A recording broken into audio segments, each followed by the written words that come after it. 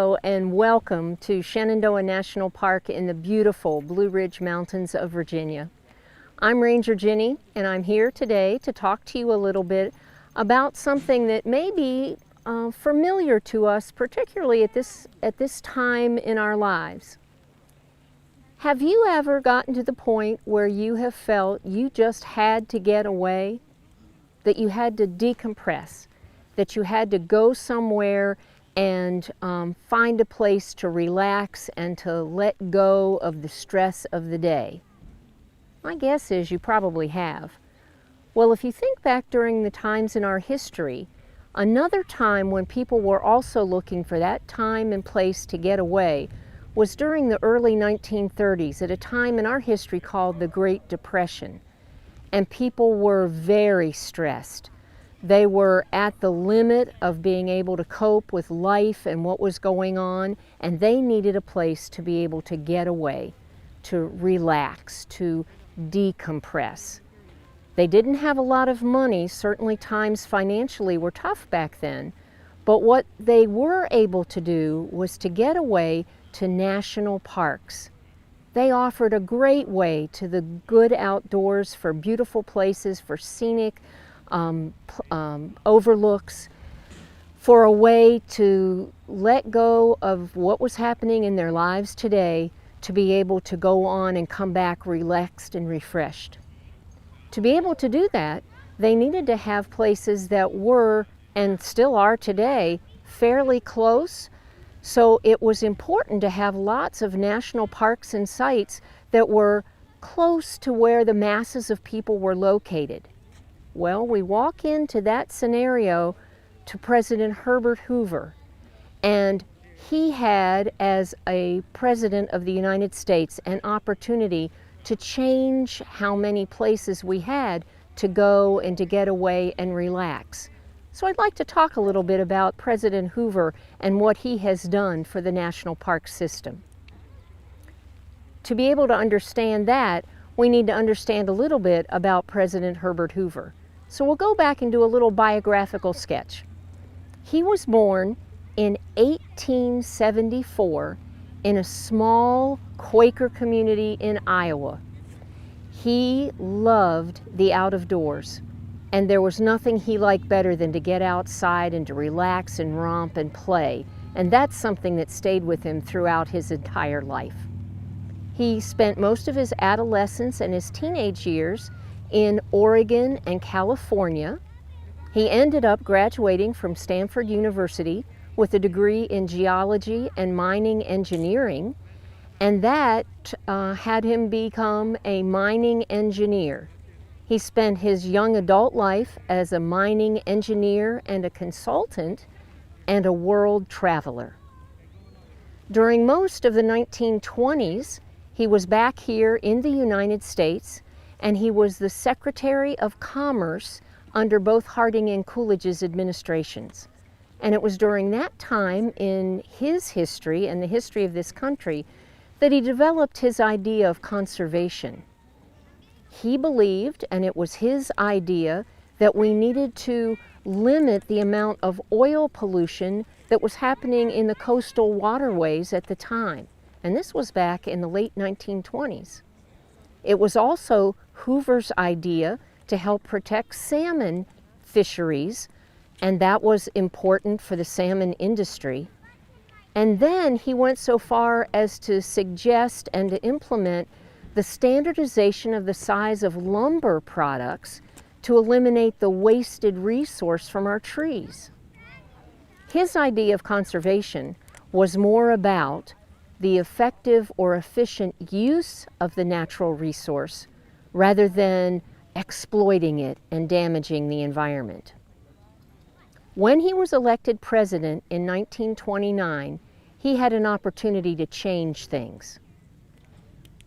He was very much concerned about certain things that he felt would be more helpful to agencies in the United States. One of those was combining certain agencies. He had the wild idea to combine the National Park Service with the National Forest Service, even though those two agencies had very different ideas on conservation. Not all of his ideas were good or well received. Lots of them were. One of his ideas was that it would be excellent for people to use the great outdoors as a way for them to be able to renew and to refresh themselves. He held a lot of stock in people being outdoors and getting that fresh air and that rejuvenation that you can get from that. That is not something that ended with Hoover's ideas. Even today we have programs like Healthy Parks, Healthy People, and the Park RX idea. And all of those are about parks being a place where you can go outside, enjoy nature, enjoy the surroundings, and that it will help your physical and emotional well-being. And that has still today, 90 years after Hoover, a place in what we do with our national parks. As president, he had a big emphasis on increasing the number of parks and the size of the parks that already existed. To be able to do that, it had a double benefit of not only increasing the number of places where people could go and enjoy the great outdoors, but in increasing the size and the number, it also meant that they had to build roads to be able to get to those places. And that meant putting people back to work on construction projects, which was a very good thing to be happening during the Great Depression. During Hoover's 4-year tenure as president, he was able to convince Congress to increase the spending on national parks by $1.5 million. By today's standards, that may not sound astronomical, but imagine back during the Great Depression, $1.5 million was a huge boost for the national parks and what they were able to be able to do. He worked very diligently with the Great Smoky Mountains and right here at Shenandoah and in the Everglades for those 3 sites to become national parks. None of them were established until actually his term was over, but he was instrumental in seeing that they would get done. When he was president, he oversaw the enlargement of 12 national park and area sites that already had existed. 12 of them got bigger under Hoover's administration, and that included everything from Katmai in Alaska to Yellowstone in Wyoming and Yosemite in California and Hot Springs in Arkansas. Lots of different places all over the country. He absolutely wanted to see the sites enlarged, and that was something that he was able to do. In doing that, it increased the number of people who visited the parks by over 500,000 people, and that made it something that more people could enjoy and find the rest and relaxation that they were looking for. When he was president, not only did he enlarge 12, he created 17 new park sites. They included everything from the very first month that he was in office until the last week before he left office, with lots of things happening in between. The first one he was able to establish was Arches in Utah. Arches was started out as a national monument. It is now a national park, and it was able to be established under the Antiquities Act of 1906. And he used a presidential proclamation for that, and I have a quote here from the proclamation. It says, "The purpose of the reservation under the Antiquities Act was to," quote, "protect the arches, spires, balanced rocks, and other sandstone formation for their scientific and educational value." Something that was very important to Hoover and that administration, but something important for all of us to be able to have available to us today. From that one, in his first month, he went on to create sites like Isle Royal in Michigan, Death Valley in California. He did White Sands in New Mexico and Appomattox National Battlefield in Virginia. And then all the way up until the last week of his presidency. This was several months after the election was over, and he knew that Franklin Roosevelt was taking over. He was still working diligently to try to increase the national parks. And he was able to add, as his last one, the very first National Historic Park in Morristown, New Jersey. And that incorporated 4 sites that were very much a part of the American Revolutionary War history and included General George Washington's winter headquarters from the winter of 1779 and 1779 to 1780. I'll get the dates right sooner or later. That happened during his presidency. When he was finished with his presidency, he continued to be actively doing things for the national parks. Here in Shenandoah National Park, he had a private fishing camp called Rapidan Camp that he used as a presidential retreat during the 4 years of his presidency. But after his years in office were over, he gave his private land holding over to the government to be incorporated in the future Shenandoah National Park, since that was not established until after he left office. It was established in 1935. Herbert Hoover was president from 1929 till 1933. When he left office in 1933, he left his personal fishing camp at Rapidan to the government to be given to the future Shenandoah National Park. He was very much interested in personally being able to help give people a place to get away and to relax and rejuvenate. He was very conscientious in what he did for the American people in many ways. What he did was leave a lasting legacy for this country so that they were able to have places that he enlarged and that he created new for the people to be able to get out and relax and benefit from the quiet solitude in nature and around them. When we think back on President Hoover, many times we think about things that he was not able to do. He was president during a very difficult time. He was president during the Great Depression. He could have done a lot more to help eliminate the difficulties that the country and the people were having. But if we look on the things he was able to do, and not just on the things that he was not able to do, we are surprised at how many good things he was able to do for the American people.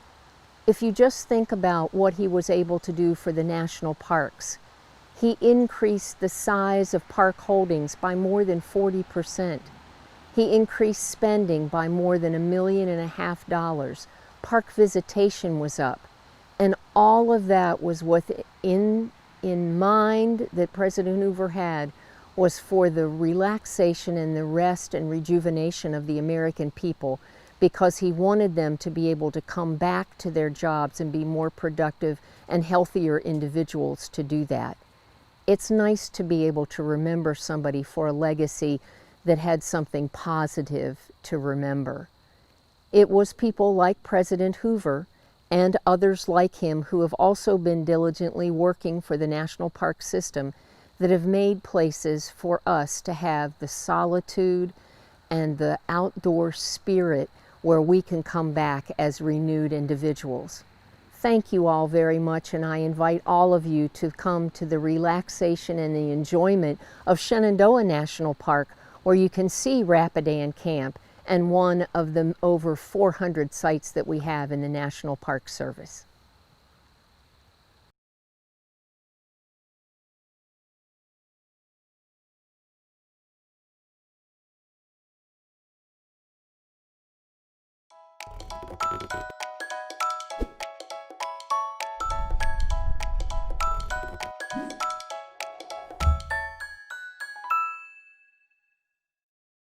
Welcome to Shenandoah National Park. I'm Ranger Ginny, and we are here today in Rapidan Camp, which was the summer White House of President Herbert Hoover and a fishing camp. We know that President Hoover was president during the 1920 stock market crash and during the beginning years of the Depression. But beyond that, what do we really know about him? Well, to help understand what it was like and why he had Rapidan Camp, it'd be interesting to look at some of his background and history. Hoover was born in 1874 in Iowa, the son of a blacksmith and a Quaker minister. He loved being out of doors from a very young age, and fishing was where he found quiet and relaxation. Unfortunately, by the time he was 10, he was an orphan, and he was sent to live with an aunt and an uncle in Oregon. He continued his love of the out of doors even all the way across the country. He continued his schooling in Oregon and finished his secondary education at a Quaker school. Then he went on to be the youngest member of the first class at Stanford University, where he was able to major in geology and mining engineering. Both of those he hoped would give him an opportunity to be out of doors as much as possible. He got to Stanford 4 years tuition free, but he had to work very hard to earn his room and board. While he was at Stanford, he met his future wife, Lou Henry, who was there as the first female geology student at Stanford University. He, Herbert, graduated ahead of her and went on to do mining engineering in the gold fields of California, and then was hired by an English company and went on to do mining in Australia. When Lou graduated, he came back from Australia, and they were married, and they went together to the next mining assignment that the Hoovers had, which was in China.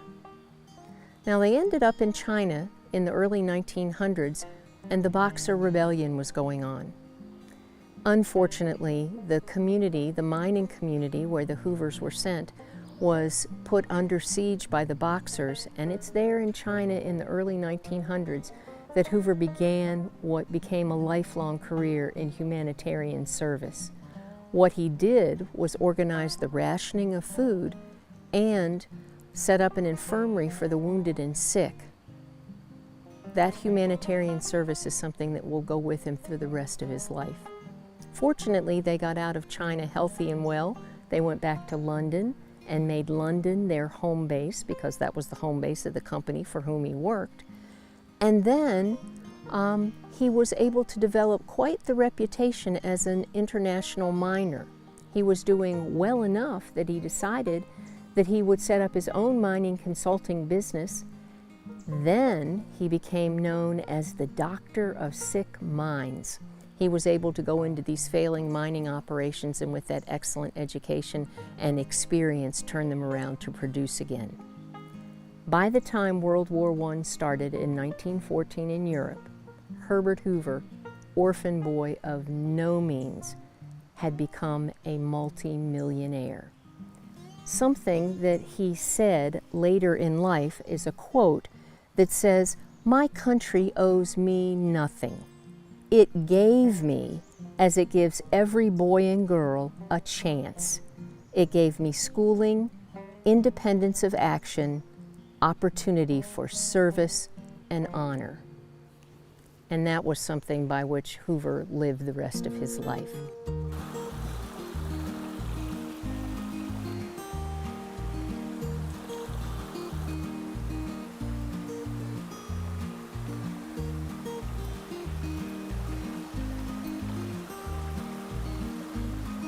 I'm standing here on the footbridge that crosses the Mill Prong here in Rapidan Camp, one of the two streams that come together to form the headwaters of the Rapidan River.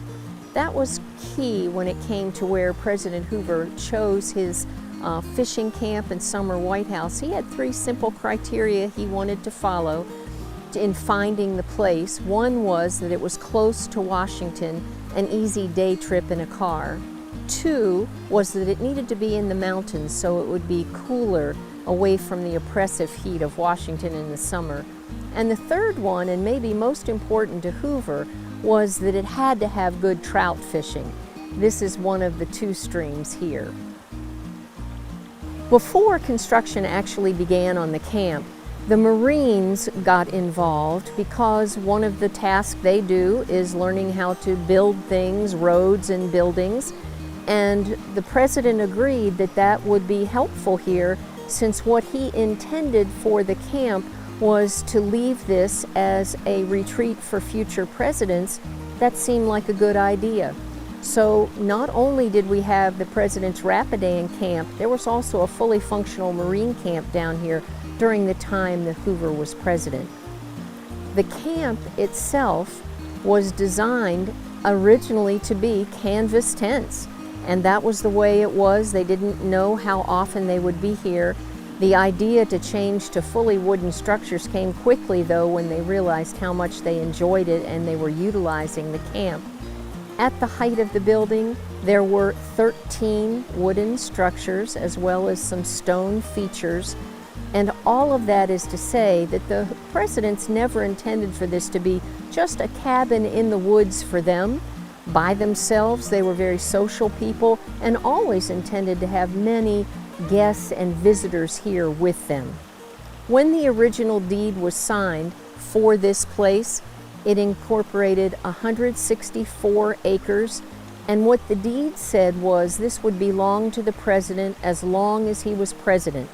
When he was no longer executive of this country, it was to be given to the government as a gift and to become home of the future Shenandoah National Park. Lou Hoover was very much involved in the design and construction here at Rapidan Camp. Let's now take a look at what the rest of the camp looked like. As you can see, we are at the Brown House. This was the home of Herbert and Lou Henry Hoover while they were here at Rapidan Camp. The name is an absolute nod to the color of the house. He lived in the White House in Washington and in the Brown House down here at Rapidan Camp. There was lots of great outdoor living space where they could enjoy the cool mountain air. There was also a nod to Lou's conservation efforts. She didn't want any trees cut except those that were absolutely necessary. And there is what's left of the hole where a tree was growing out. And if you look at the roof, you'll notice that there's also an accommodation on the roof. Unfortunately, in the years since the Hoovers were here, the tree had to be removed because it was damaging the roof on the house. But otherwise, Lou had made sure that there was plenty of shade here on the porch of the house. You are welcome to see the inside of the Brown House by taking a virtual 3D tour of the house. You need to log on to the Shenandoah National Park website and follow the directions there for being able to see what the house looked like as it did when the Hoovers were here in the early 1930s.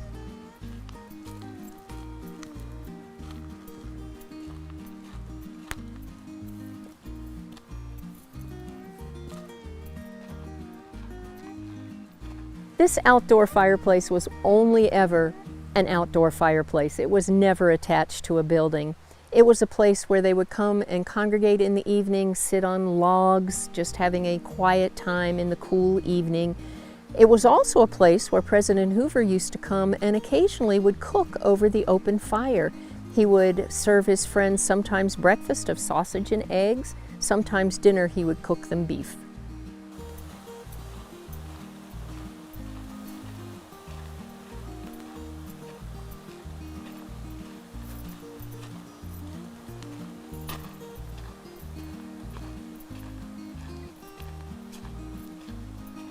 This is the Creel. This cottage was built specifically for two people, Lawrence Ritchie, the president's personal secretary, and Dr. Joel Boone, who was the president's personal physician. Those two men were in camp almost every time the camp was occupied, and they shared this cottage together. It was something that the president set aside for two very close companions. Today, It is used as a place for our interns and our volunteers to live who take care of Rapidan Camp and greet visitors when they come. None of the cabins here in Rapidan Camp had a kitchen in them, not even the president's. Everybody was expected to eat in the mess hall. This is the site of where the mess hall used to stand, and behind me you're able to see what's left of the outdoor grill. Even back in the president's time, they enjoyed grilling outside just like we do today. The dining hall, or the mess hall, was designed to fit about 20 people in it. The president always came down here with guests and business associates. And Lou was very much in charge of the atmosphere in the dining hall. She wanted to have certain rules followed regularly. One of them was you could never sit with your own spouse at a meal that was not being social. And for heaven's sake, there was to be no shop talk. Behind me, we have this stone structure, which was a water fountain.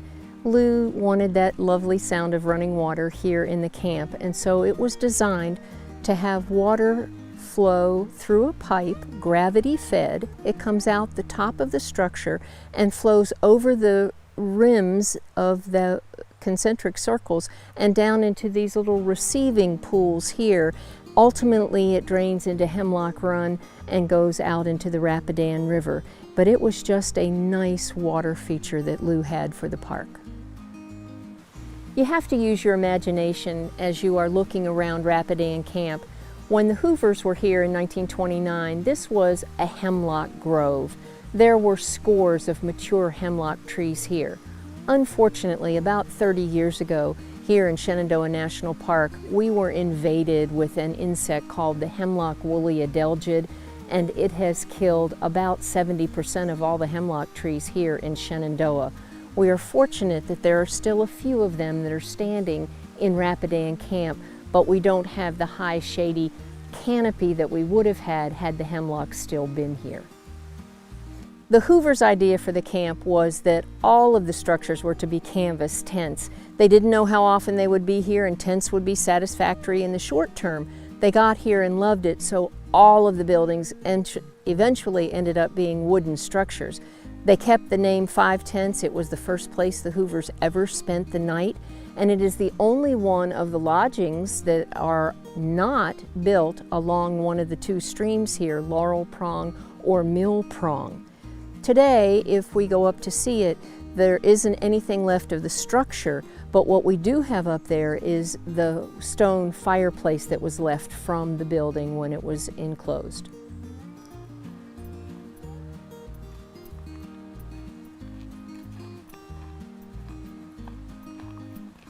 The Hoovers loved the sound of the running water, found it very relaxing.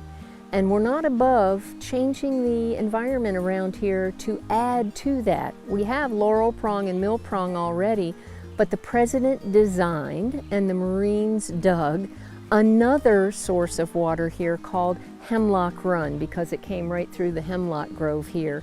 This was a stone footbridge built by the Marines to go across the Hemlock Run, and it follows a path up into the rest of the camp that was known as the President's Walk. Back this walkway, there were 4 other cottages that were built. One of them was specifically set aside for secretaries and stenographers to keep track and official records for the Hoovers while they were doing business here at Rapidan Camp.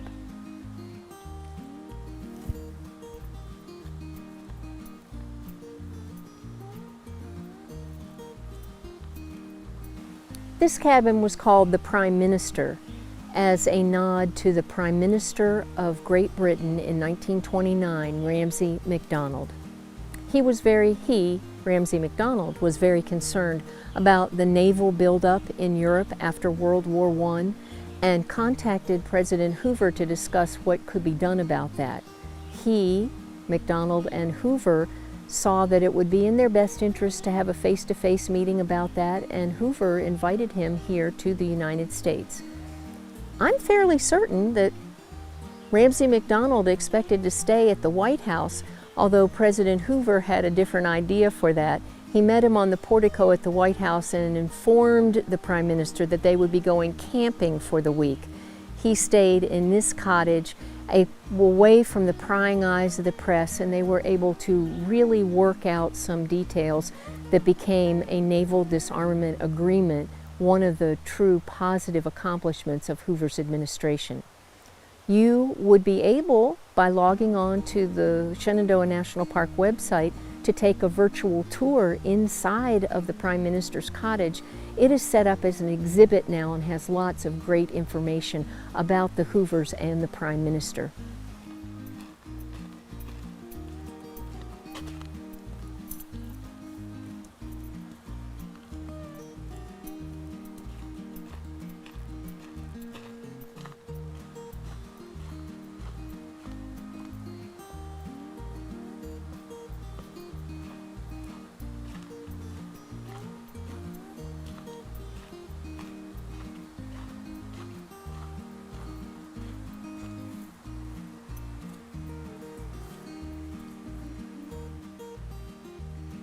President Hoover loved to fish. It was one of the reasons why he chose this spot along the Rapidan River and the Mill Prong and Laurel Prong. He also was very proud of the type of fish that were here in the streams, whether people like to fish or not. What we have here was known as the trout pond, and it was built specifically so that he could display fish. Did it have the day's catch before it got fried up at the mess hall for dinner? Maybe, but they were definitely fish that resided here full time. We know this because, bless Lou Hoover, she kept great records. And what she did was write down that they stopped at a meat market in Washington and bought beef hearts to come down, and she and Herbert in the evening would come out and feed the fish that were here in the trout pond. In 1941, when we entered World War II, he tried to help domestically but was not given the opportunity. But that did not mean that he was going to end his humanitarian service. What he did, because Belgium suffered again, was resurrect the Commission for the Relief of Belgium and started the Finnish Relief Fund. In 1944, unexpectedly in New York City, Lou Henry Hoover died, and the president was devastated by that. In 1945, Roosevelt died, and at that point, when Truman took over, President Truman asked Hoover to work in the Food Administration for the national government again, which was something he had done admirably well during World War I. When that was over, he was asked to serve on the Hoover Commission, which was to rejuvenate and revitalize the executive branch of the government, served that under Truman and a second one under Eisenhower. Then, in 1958, he was asked by President Eisenhower to represent the United States at the World's Fair that year in Brussels, Belgium. Herbert Hoover died in New York City in October of 1964 at age 90. He lived a long and dedicated life. What we remember of Herbert Hoover largely is the 4 years of his presidency. And if we just look at that short amount of time, we somehow find him lacking. But if you look at the larger picture of Hoover's life and see the humanitarian service that he had over 60 years in compiling, we somehow get a different view of Hoover from that. He was even willing to give his home here to the Shenandoah National Park so that millions of people could continue to enjoy it.